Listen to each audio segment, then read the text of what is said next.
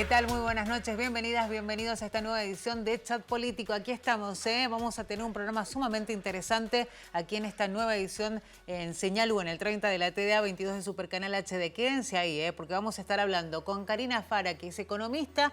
En más de una oportunidad la hemos tenido acá con nosotros en Señal U, pero ahora viene en condición de precandidata a intendenta de la ciudad de Mendoza. Y vamos a estar analizando el panorama internacional, los temas destacados e importantes con Augusto Grilli Fox, analista internacional, con quien vamos a tratar de entender un poquito más lo que está sucediendo en algunas partes del mundo.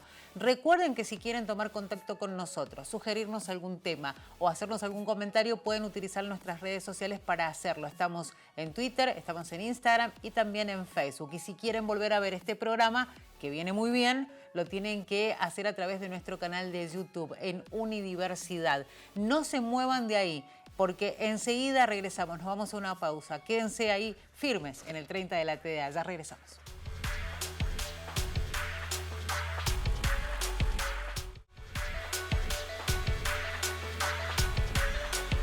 Bueno, aquí estamos ya, segundo bloque de Chat Político. Estamos en el 30 de la TDA, 22 de Supercanal HD. Recuerden que si quieren volver a ver el programa, lo pueden hacer en nuestro canal de YouTube en Unidiversidad. Recuerden también que nos pueden ver a través de unidiversidad.com.ar. Dijimos que íbamos a hablar, venimos conociendo precandidatos, y en este caso vamos a hablar con una precandidata, y nos parece muy interesante la oportunidad de conocerlos un poco mejor. No sé si nos van a dar los tiempos, debo decir, porque para las PASO nos falta poco y vamos contra reloj, pero vamos a tratar de conocer a los más que podamos, a la mayor cantidad que podamos. En este caso decía precandidata, que no hay muchas, hay que decirlo, y voy a hablar con Karina Fara, que es economista y seguramente ustedes la tienen porque muchas veces ha hablado con nosotros de los temas de la economía, ¿no? La hemos tenido como invitada y realmente ha sido un placer poder hablar con ella a partir de esto, ¿no? De su tarea diaria, que es ser economista. Pero bueno, ahora está en otra tarea diaria, que es estar en campaña. ¿Cómo estás, Karina? Bien, muy bien. Gracias, Claudia, por la invitación. Precandidata a intendenta de Capital por el peronismo, ¿no? Exactamente. Dentro del Frente elegí. Vamos a ir a las PASO, bueno, dentro del Frente, pero quedar como candidata a intendente de Capital y obviamente ganar la intendencia. Y sí, obviamente me imagino que ese es el objetivo. Una aspiración absolutamente ambiciosa, teniendo en cuenta que la ciudad de Mendoza viene de varios años digamos, de gobierno de Cambia Mendoza, del radicalismo. Es lo mismo. Después terminó siendo Cambia Mendoza, pero convengamos que la base de ese Cambia Mendoza en este caso es el radicalismo ahí en la ciudad de Mendoza. Es un desafío importante. Importantísimo, sí, la verdad que sí. Por ahí dije, me podría haber elegido alguna cruzada más fácil, pero como vecina de Capital, vivo lo que vivimos todos los vecinos de Capital. Obviamente veo todo lo que está bien hecho. La Capital tiene muchas cosas muy bonitas y muy bien hechas y eso nadie lo puede negar. Lo que yo estoy proponiendo es, bueno, interpelar un poco, interpelarnos a todos los vecinos y tratar de ser un poquito más ambiciosos y cuestionarnos todo lo que nos falta todavía por hacer. Y creo que la Capital tiene una bendición, que es uno de los departamentos que más recursos tiene. Entonces, claro, creo que acá habría que dar una vuelta de tuerca. Y creo que la infraestructura de la Capital está muy bien, pero muchas veces queda en una cáscara vacía porque faltan los servicios para que preste esa infraestructura. Entonces falta deporte en los playones deportivos, falta atención médica en los centros de salud. Bueno, faltan algunas cosas, falta cuestionarnos algún derroche que hay también en la ciudad capital, derroche de agua. Todavía vemos muchas plazas nuevas, ¿no?, que se siguen regando por manto, con lo que implica eso en cuanto a derroche de agua para el oeste argentino y sobre todo para los mendocinos que tanto cuidamos este recurso, ¿no?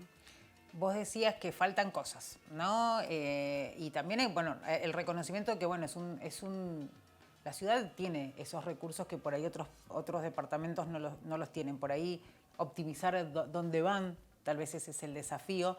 Y digo esto porque el que llega a la ciudad de Mendoza dice qué linda la ciudad, el que vive en la ciudad, en lo que es el casco más céntrico o las zonas un poquito a unas cuadras nada más de lo que sería el casco céntrico, digamos que es el que tal vez está muy bien, pero hay otros que no tienen la mejor parte de eso y eso también es un reclamo constante, ¿no? Los barrios del oeste, con recursos que son mínimos. ¿Por qué de pronto no pasa eso de que llegue la salud donde debería llegar? Porque uno por ahí dice, bueno, en un municipio lejano es porque queda lejos, pero ¿qué pasa en la ciudad cuando de pronto vas a un centro de salud y no hay médicos? Sí, hay una frontera invisible que hace que cuando, por ejemplo, a una vecina de Capital, de la zona más céntrica de Capital, se le cae el hijo y a lo mejor tiene que llevarlo al hospital a que le pongan 3 puntos, lo tiene relativamente cerca. Pero a una vecina que vive a lo mejor en el barrio La Favorita, se le cae el hijo a las 10 de la noche o 9 de la noche y tiene que pensar en tomarse un micro, que pasa cada 1 hora, que la lleve al hospital Noti, que lo tienen que caer ahí porque los centros de salud tienen un horario de atención restringido y tienen una cantidad de atención restringida. Sé que últimamente habían aumentado, creo que por la proximidad de las elecciones habían aumentado un poco la atención, pero igual es insuficiente, estamos hablando de muchas familias. Donde se hace una plaza, por ejemplo, en el barrio La Favorita, y es la única plaza, una plaza grande, muy bonita, pero los vecinos se quejan porque tienen que caminar mucho para llegar a la plaza. Entonces no disfrutan del espacio público. Y yo lo que vengo a proponer es eso, que los vecinos nos volvamos a apropiar del espacio público. Hasta como una de las formas de defendernos de la inseguridad, que la verdad que hay una ola muy importante de delitos en todo el Gran Mendoza, innegable, pero creo que una parte de pelearle a esa inseguridad es que los vecinos volvamos a salir a la calle, volvamos a disfrutar de las plazas. Y después, Claudia, hay mucha problemática cuando vos empezás a cruzar 2 cosas, los números fríos, y salís a caminar un poco el departamento y hablás con las personas que viven en el departamento, hablás con mis vecinos, porque así este espíritu quiero que tengamos, ¿no? Mis vecinos. Tus vecinos, sí. La gran mayoría son mujeres. Digo, el promedio de habitantes de la ciudad de Mendoza es más o menos 53-54% de mujeres. Y sobre todo en algunas zonas este promedio puede llegar a 57% de mujeres. Mujeres que están en los 40 y que su vida es cuidar para arriba y cuidar para abajo. Cuidar a los hijos y cuidar a los adultos mayores dentro de la familia. Más el trabajo, más todo lo que tienen que hacer, pelear todos los días para tener el manguito para comer. Y llegan a la casa y tienen que cuidar y cocinar y las tareas domésticas y ya sabemos, ¿no? Lo que vivimos las mujeres. Y entonces pensamos, bueno, ¿cuándo pueden disfrutar de una plaza? ¿En qué momento? Entonces el espacio público termina siendo para el turismo, que está re bien que sea para el turismo, pero también quiero proponer a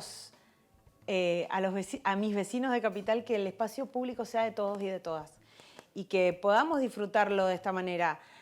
El Estado provincial dice que mucho no tiene que hacer contra la inflación, ¿no? La inflación, ya sabemos, nos come el poder adquisitivo. Sí. Pero hay mucho que pueden hacer desde el Estado como para suplir esas faltas de ingresos que, por ejemplo, ha llevado a las mujeres a no poder pagarle a alguien para que asuma las tareas de cuidado y las tiene que asumir ella. Renunciando a tiempo para el trabajo y renunciando a tiempo de ocio y a tiempo de desarrollo personal. Entonces, me parece que hay mucha política social todavía para hacer dentro de la capital. A mí me sorprendió un dato que el 47% de los hogares, si mal no recuerdo el dato, tiene un adulto mayor a cargo. Es un montón. Es un montón en capital.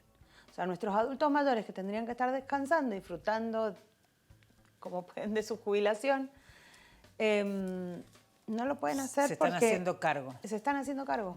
Digamos, y entonces en la capital hay mucho para trabajar con los adultos mayores. con la recreación, hay algunas cosas, pero bueno, falta, yo creo que se puede dar una vuelta de rosca para que los adultos mayores, los niños y todos los ciudadanos de cualquier edad puedan volver a tener servicios que impliquen desarrollo de cada una de las personas. Me gusta eso que mencionabas de los adultos mayores, porque no sé, no están generalmente en las líneas de una campaña, ¿no? En los objetivos de una campaña. Hay temas que no aparecen. Y convengamos que hoy en día, con las peleas que hay en los distintos frentes, que se dan en todas, digo, por esto de quién va a ir, quién no va a ir, las definiciones, a veces da la sensación que se están peleando demasiado y ocupándose poco de la gente. Sí. Me parece que eso también es algo que ustedes que están caminando se están enfrentando por ahí a ese reclamo de el ama de casa, el trabajador, la trabajadora que te dice necesitamos soluciones. Y bueno, si caminás un poquito más allá de en esa frontera imaginaria, te das cuenta. Digo, y pasa en todos los departamentos. Sí, sí. Mira, yo soy una vecina de Capital, pero soy una vecina de Capital en serio, o sea, de la que agarra el changuito y sale a hacer las compras. Porque soy mamá, porque tengo una casa, además de ser economista. No vivimos en un freezer los economistas, también somos parte de la sociedad, hacemos las compras en los mismos supermercados, tenemos los mismos problemas. Y vos sabés que en esto de caminar el barrio, me encuentro a mis vecinas también con el changuito, que tienen que salir a la calle porque las veredas tienen escalones, tienen 1000 problemas, todas las veredas levantadas, porque falta poda y los árboles se van muy arriba, entonces te levantan la vereda.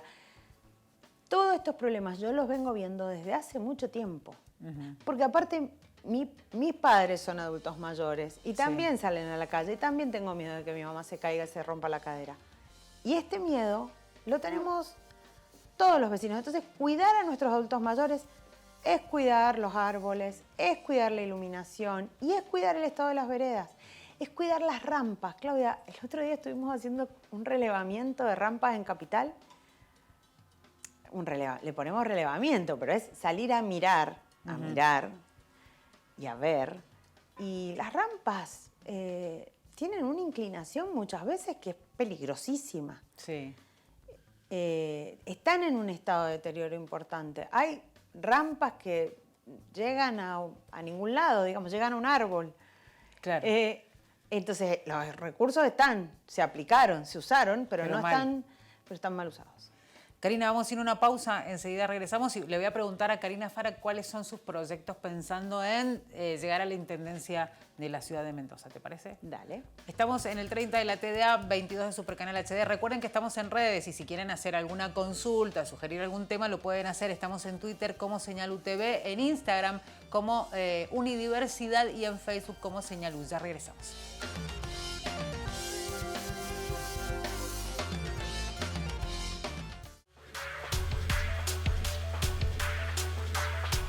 Bueno, aquí seguimos con Chat Político. Estamos con Karina Fara, economista y precandidata a intendenta de Capital por el peronismo. ¿Cómo te enfrentás a esto que, ya lo decíamos, es un desafío? ¿Cómo enfrentás el tema de la campaña? Digo, ¿cuáles son tus ejes? Teniendo en cuenta, bueno, ya deslizaste algunas cosas, me parece que está claro. Pero digo, también desde tu óptica de economista, porque ya hemos entrevistado a varios precandidatos que cuando hablamos del desarrollo de la provincia, obviamente separan por ahí las cosas y dicen, bueno, también el desarrollo tiene que ver con políticas a nivel nacional, con políticas provinciales. Digo, si hay que ampliar una matriz productiva, por ejemplo. Pero desde tu óptica como economista, ¿cómo entendés vos que puede colaborar un municipio para que se genere de alguna manera el desarrollo en ese municipio y que genere también empleo, posibilidades económicas, productivas? Yo creo que hay variables que hacen al desarrollo. A ver, cuando hablamos de desarrollo hablamos de un proceso largo. Sí. El desarrollo se da como consecuencia de políticas de Estado. Y yo creo que hay que poner foco fuerte primero en el desarrollo de las infancias y las niñeces y adolescencias.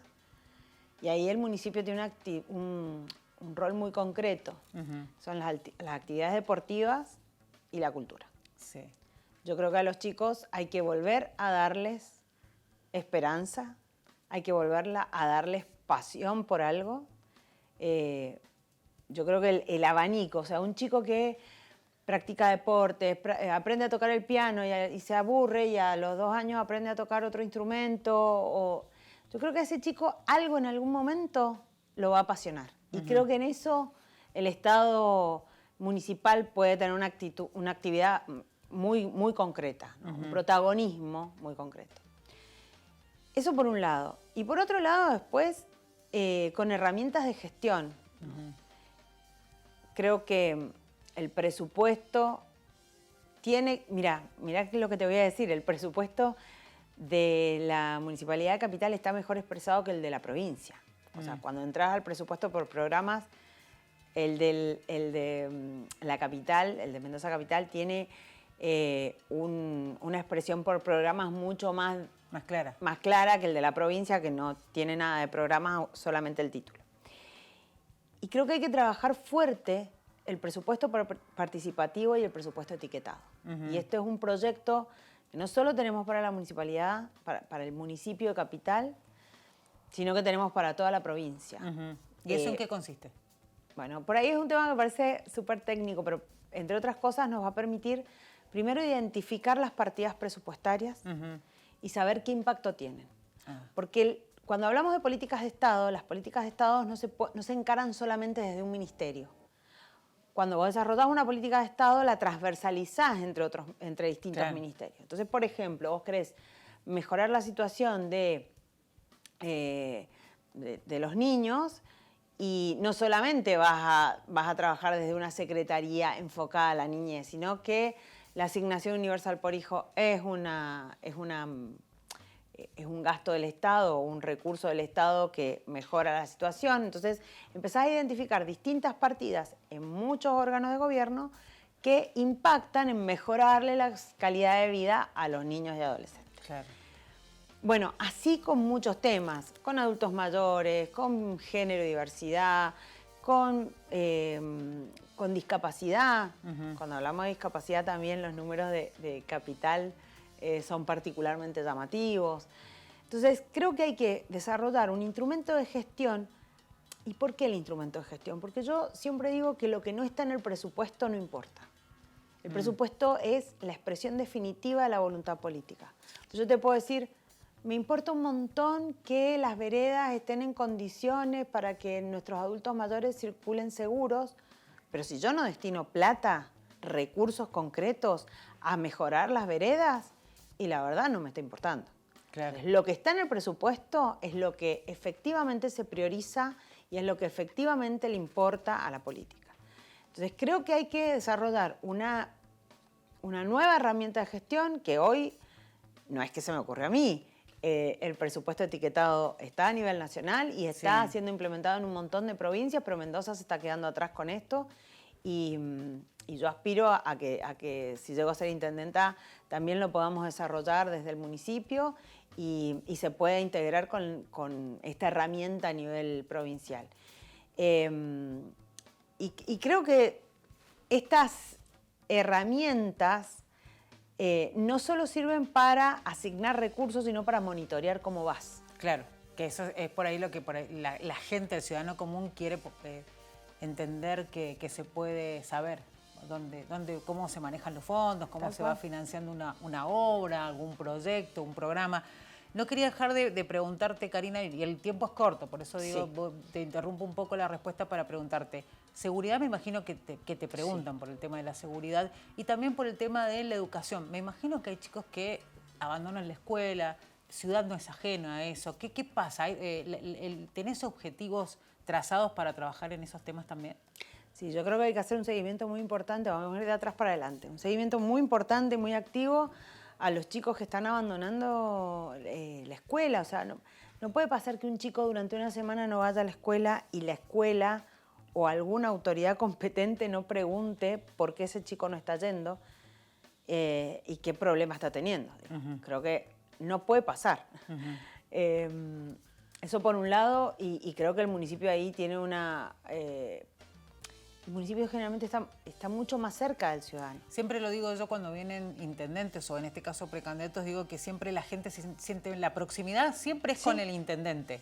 Sí. Está demostrado, digo, al gobernador incluso se lo pueden llegar a encontrar tal vez en algún lugar, cualquier gobernador, y no tienen esa proximidad como si la pueden tener con un intendente. Es que el intendente es el vecino.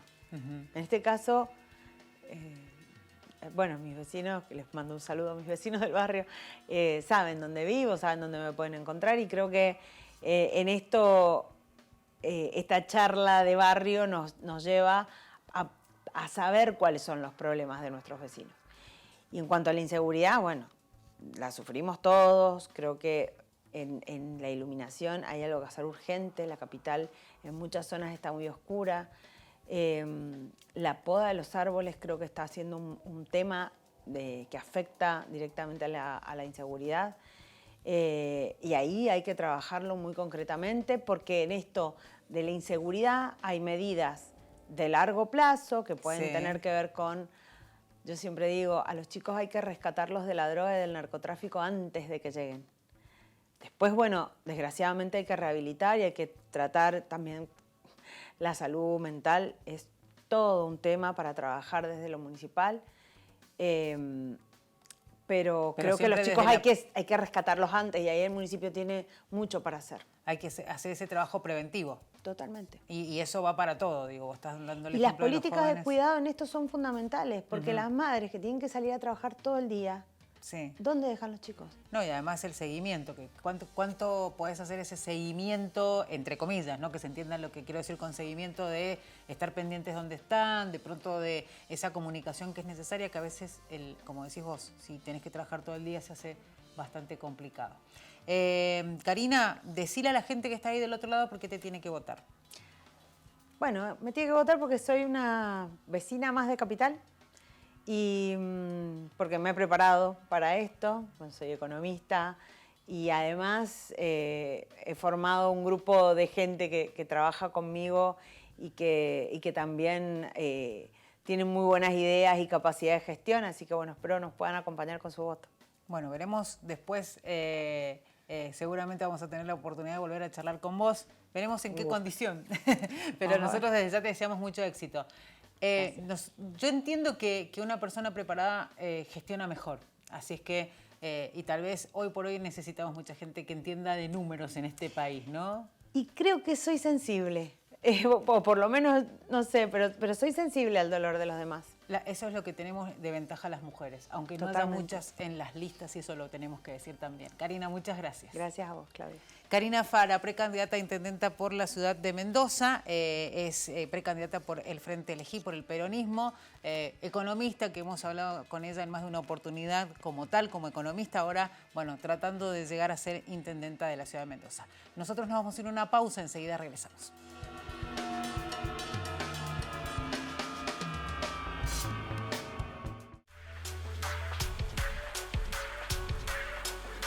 Bueno, estamos de vuelta aquí en Chat Político, momento de encarar lo que está sucediendo a nivel internacional y nos vamos a meter con dos temas específicamente. Lo habíamos anticipado, estamos con Augusto Grilli Fox, analista internacional, bueno, que ahora lo tenemos en el estudio. Augusto, un placer tenerte en el estudio. Muchísimas gracias. Digo porque la virtualidad es la que nos hace zafar un montón de veces, pero está bueno tenerte acá con nosotros. Total, de hecho, bueno, hoy andaba medio jugado, pero la verdad que quería estar personalmente. Bueno, muchas gracias por venir entonces. Augusto, hablemos un poquito de lo que está sucediendo en Ecuador a partir de, bueno, la noticia en este último tiempo ha sido el juicio político contra el presidente Guillermo Lasso. Pero bueno, en estos días nos sorprendía con esta decisión que tomaba y era de disolver el Congreso, ¿no? Eso por un lado, pero además entender por qué está enfrentando un juicio político Guillermo Lasso. Hagamos un repaso un poquito de eso para entender qué está sucediendo ahí en Ecuador. Bien, básicamente, bueno, Guillermo Lasso llega al poder en un contexto en el cual va contra el candidato en su momento de Rafael Correa, un Rafael Correa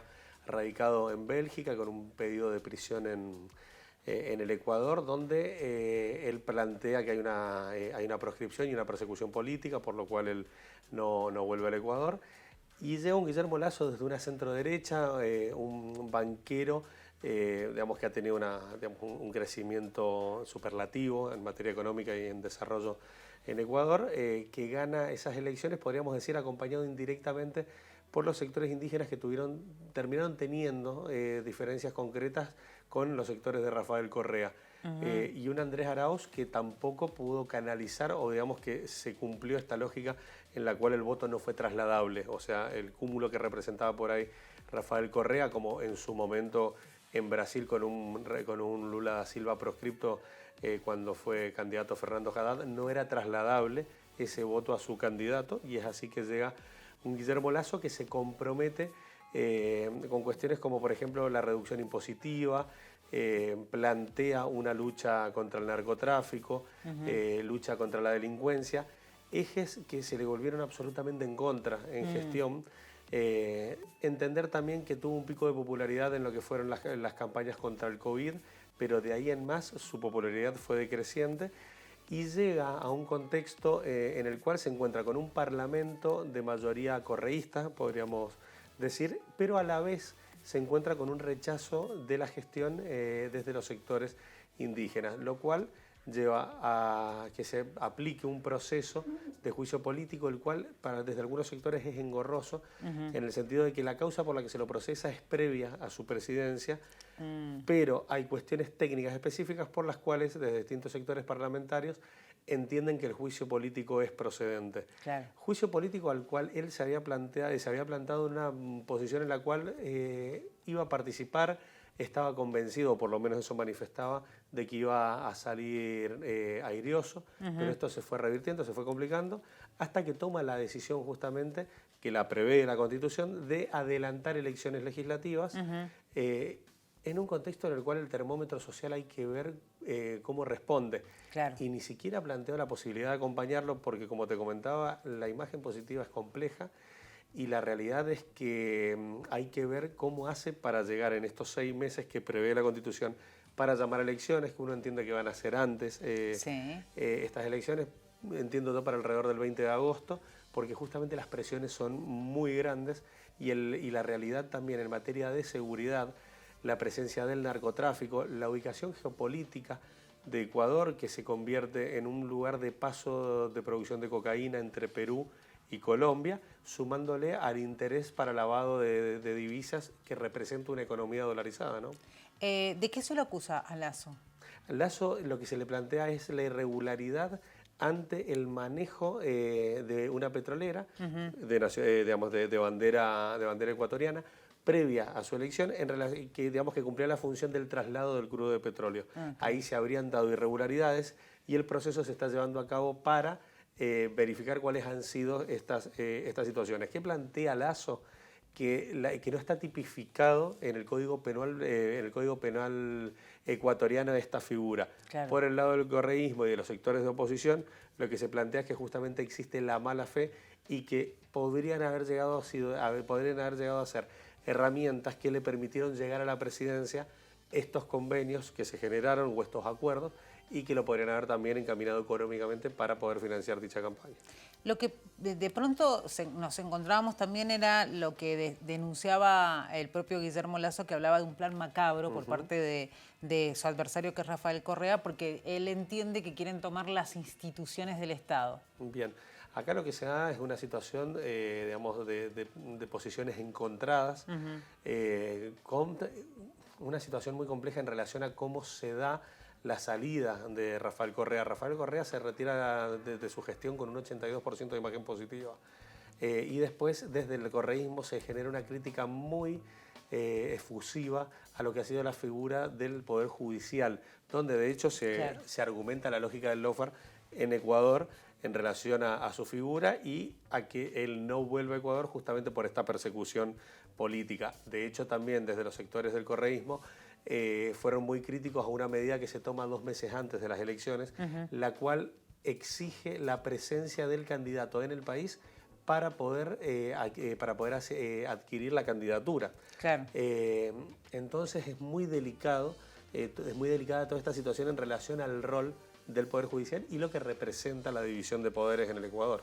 ¿Qué es lo que puede suceder? Digo, tanto con Guillermo Lasso como con Rafael Correa, ¿no? Pensando que son, digamos, las figuras centrales de lo que hoy sería una situación que atraviesa Ecuador. Por un lado, lo político, específicamente con Guillermo Lasso, este juicio político, su decisión de aplicar una medida que bien destacabas vos, era una posibilidad que existía.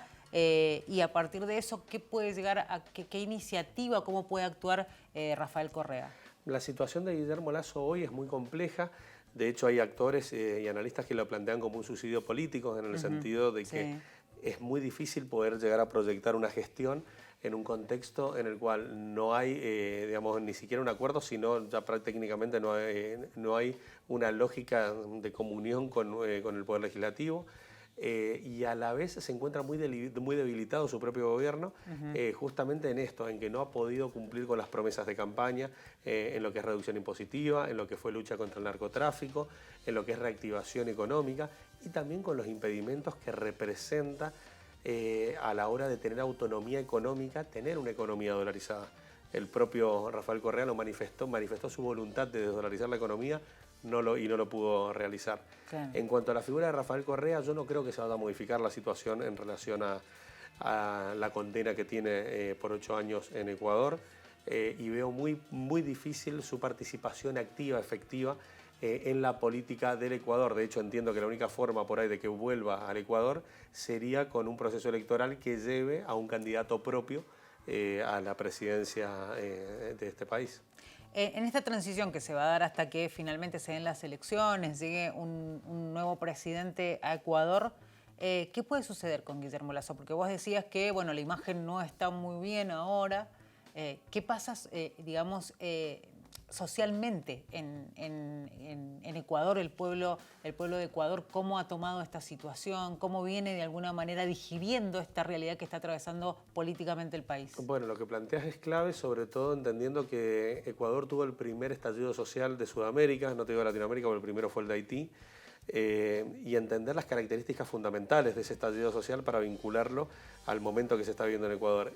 Un estallido social se produce por reclamos estructurales, en los cuales se plantean la necesidad de reformas en materia de salud, de educación, de trabajo, sistemas previsionales, o sea, respuestas vertebrales, podríamos decir, de países que no representan a 1 o 2 años, sino a un proceso largo que de hecho la mayoría de países, cuando lo analiza para tratar de revertirlo, plantea reformas constitucionales.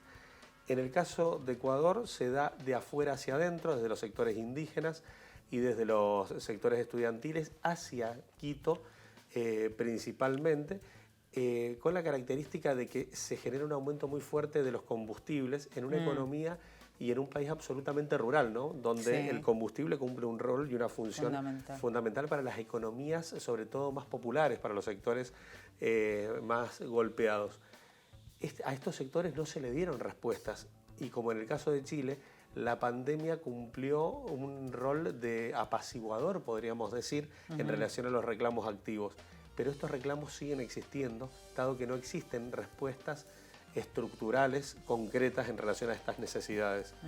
Es acá que, sumándole la situación por la que atraviesa Ecuador, muy compleja en materia de inseguridad y narcotráfico, que de hecho está prácticamente demostrado que ingresan de afuera digamos, ese tipo de intereses, y además lo que te comentaba en relación a la ubicación en el paso de la cocaína entre Perú y Colombia, llevan al Ecuador a estar en una situación hipercompleja y a una inestabilidad permanente, lo cual puede llegar a alterar la situación, digamos, o la gobernabilidad del propio Lasso, teniendo que buscar herramientas que hoy por hoy las veo muy difíciles, como lo que es el diálogo con los distintos sectores, que no darse y no encontrar respuestas pueden desembocar en un adelantamiento de elecciones. Bueno, veremos qué es lo que va sucediendo. Vamos a ir a una pausa. Enseguida regresamos. Estamos con Augusto Grilli Fox, analista internacional, analizando justamente lo que está sucediendo en Ecuador. Vamos a seguir con este tema y vamos a agregar uno más ya en el próximo bloque, el último del chat político. Ya regresamos.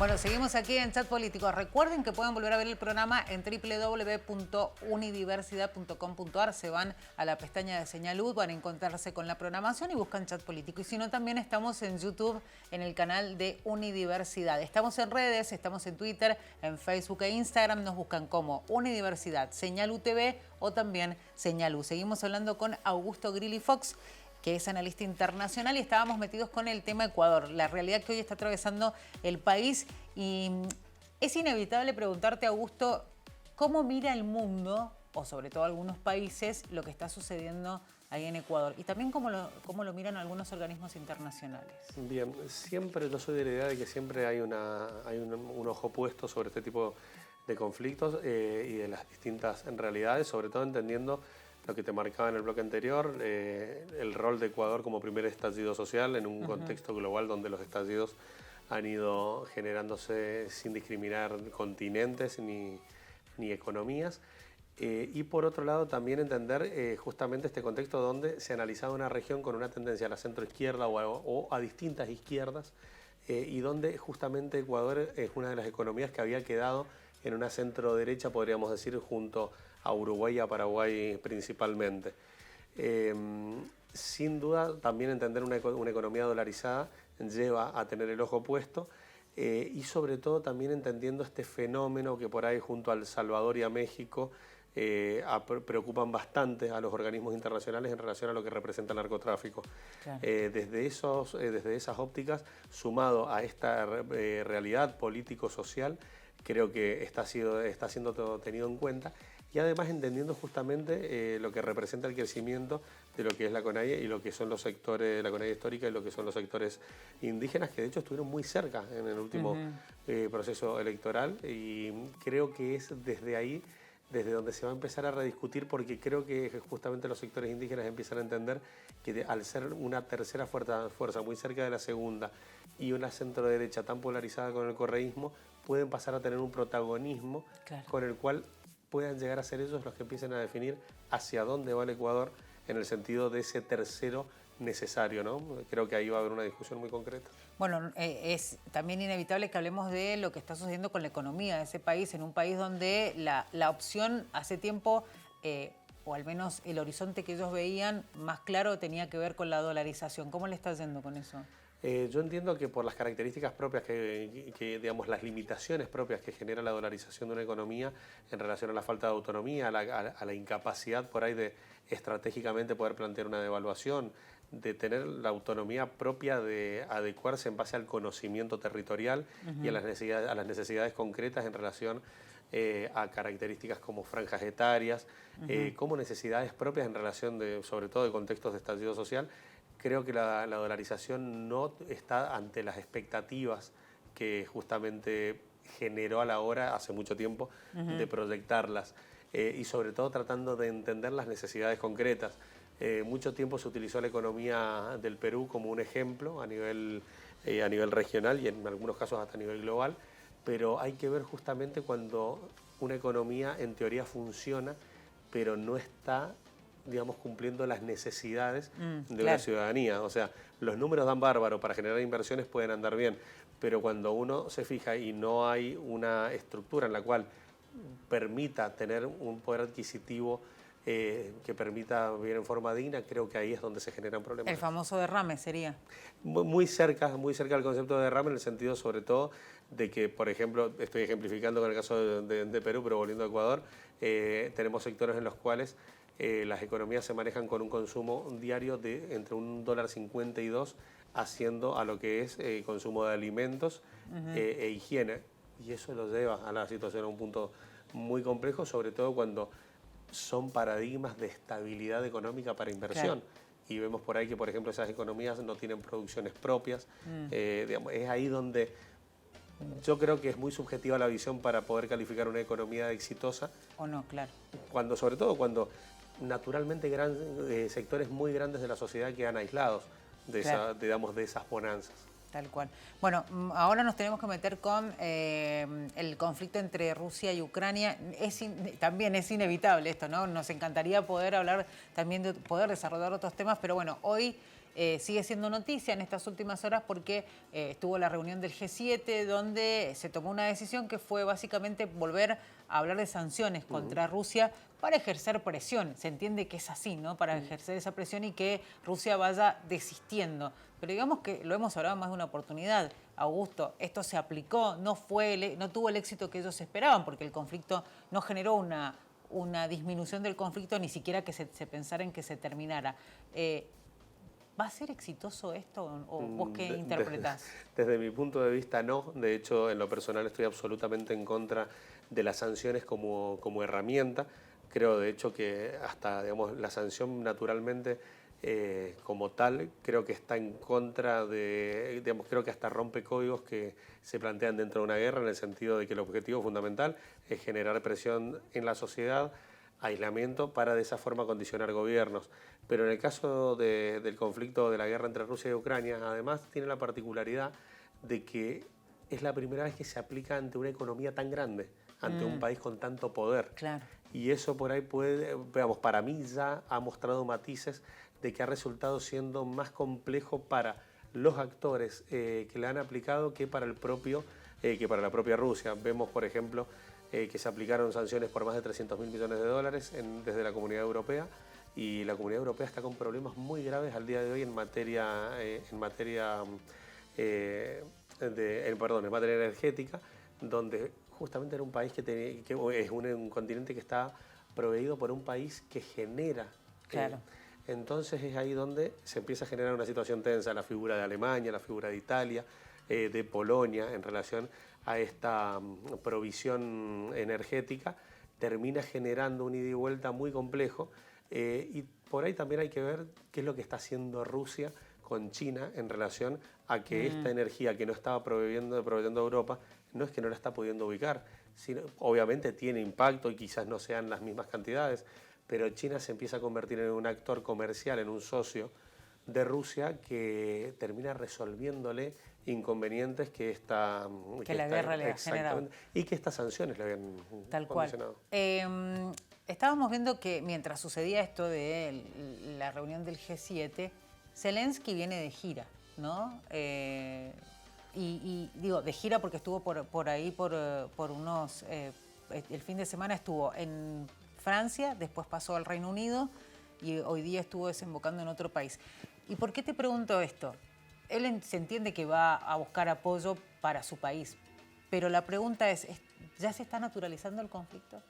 Yo creo que en parte sí. De hecho te das cuenta por ahí, sobre todo por los abordajes de los distintos medios de comunicación, cuando por ahí pasa a ser una segunda noticia o tercera noticia permanente y las coyunturas empiezan a ser otras, entendiendo un conflicto que yo creo que los actores o los analistas que plantearon que iba a ser un conflicto corto carecieron de honestidad intelectual, podríamos decir. Tal cual. Ya llevamos más de un año y sin miras de que tenga una solución. Y sobre todo entendiendo las características naturales de Ucrania, ¿no?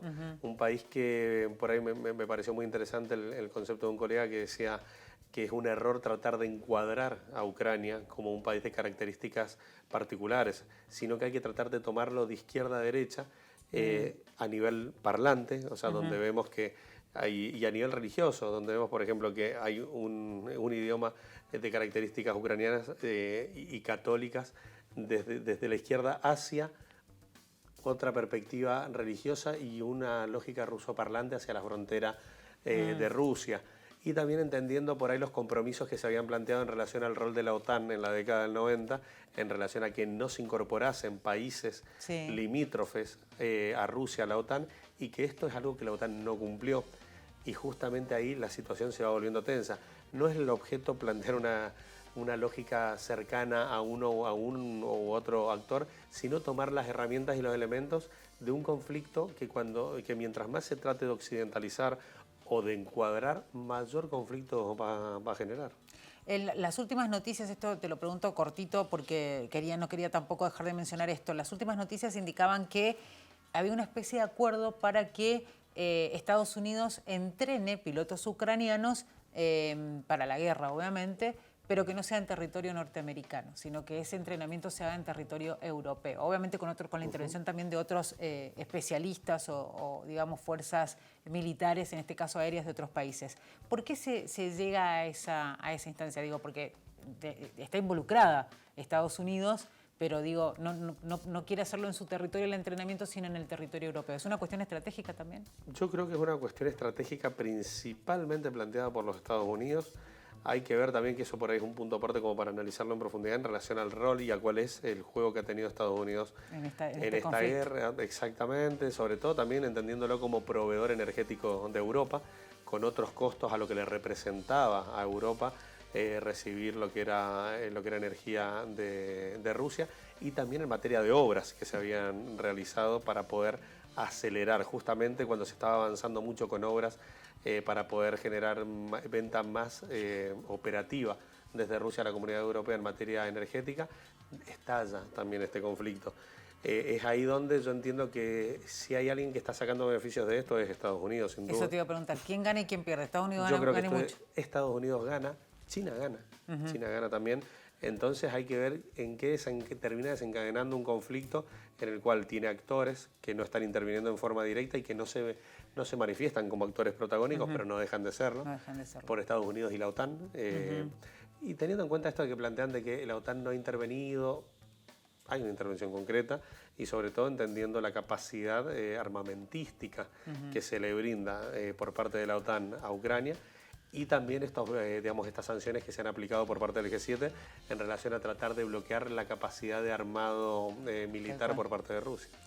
Augusto, siempre nos quedamos cortos, pero muy interesante la charla, seguramente nos vamos a volver a reencontrar. Por supuesto, a disposición y muchísimas gracias. Gracias a vos. Augusto Grilly Fox, analista internacional, bueno, haciendo un panorama de los temas más importantes a nivel mundial. Nos vamos, ya no nos queda tiempo para nada más. La invitación es para la próxima vez, ¿no? Para un nuevo reencuentro aquí en Chat Político. Muchas gracias por haber estado ahí del otro lado.